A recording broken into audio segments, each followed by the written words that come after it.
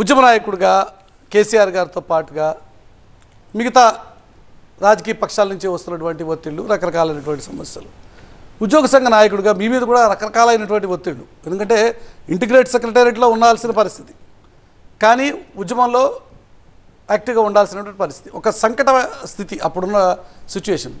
అప్పటి నుంచి ఇప్పటివరకు జరిగిన ప్రస్థానం ఒకసారి రీకాల్ చేసుకుంటే ఏమంటారు? ముందుగా టీవీ9 వీక్షకులకి, అట్లాగే తెలంగాణ ఉద్యమ మార్గదర్శకులకి, తెలంగాణ ఉద్యమ సహచరులకి, తెలంగాణ ప్రజలకి, ఏ రాజకీయ పార్టీలో ఉన్న తెలంగాణ ఉద్యమ సందర్భంగా కలిసి వచ్చిన అందరికీ తెలంగాణ ఆవిర్భావ దినోత్సవ శుభాకాంక్ష.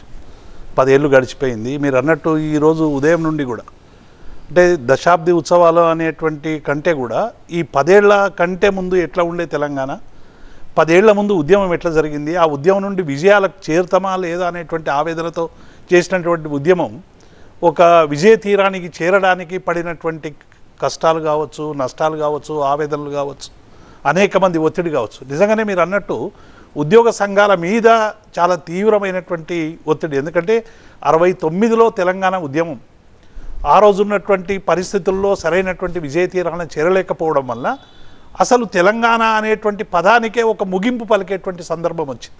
ఎందుకంటే ఉద్యోగులు ఎన్ని త్యాగాలు చేసినా, విద్యార్థులు ఎన్ని త్యాగాలు చేసినా, ఆ త్యాగాలు కేవలం కొంతమంది రాజకీయ నాయకులకు మాత్రమే పనికొచ్చినాయి తప్ప తెలంగాణ సమాజానికి ఒక సరైనటువంటి దారి చూపలేదనేటువంటి భావన చాలామందిలో వచ్చింది. ఆ తర్వాత ప్రజా సంఘాలు, పౌర సంఘాలు, కవులు, కళాకారులు, తెలంగాణ విద్యార్థులు, ఉద్యోగ సంఘాలు, ఇద్దరే ప్రధానమైనటువంటి 2 చక్రాల్లాగా బండిని నడిపించినటువంటి వ్యక్తులు. అందులో ప్రత్యక్షంగా చూసిన వాళ్ళం కాబట్టి మేము కూడా.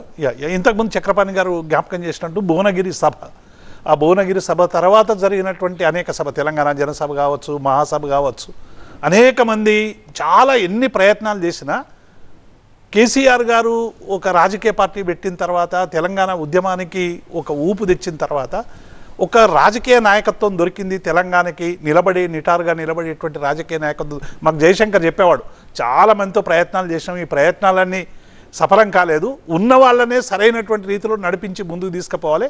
ఇప్పుడు కేసీఆర్ తప్ప మనకు ఇంకోటి లేడు, డెఫినెట్గా కేసీఆర్ వెంటనే అందరం ఇలా ర్యాలీ కావాలని చెప్పి ఆ రోజు ఉద్యోగ సంఘాలుగా మా మీద ఉన్నటువంటి విపరీతమైన ఒకవైపేమో కాంగ్రెస్ ప్రభుత్వం, ఆనాడు ఉన్నటువంటి ముఖ్యమంత్రులందరికీ మేము నిత్యం కనబడేటువంటి వాళ్ళం, పోతే అరే రోజు తిడుతూ ఉన్నారు, బయటకు వచ్చి లోపలికి వచ్చి రిప్రజెంటేషన్లు ఇస్తూ ఉన్నారు అనేటువంటి ముఖ్యమంత్రులను కూడా మేము చాలామందిని చూసాం.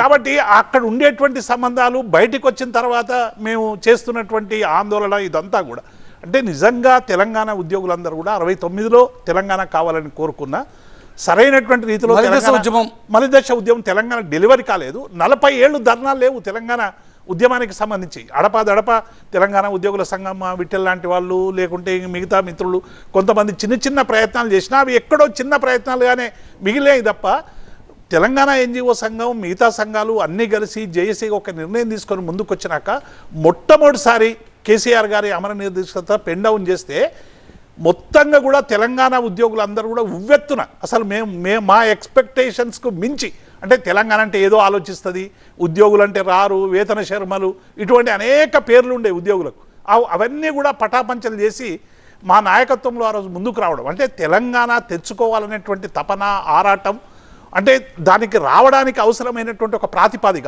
నీళ్లు లేక రైతులందరూ ఏడవడం కావచ్చు, బోర్లలో నీళ్ళు లేనటువంటి పరిస్థితి, విద్యుత్ లేనటువంటి స్థితి.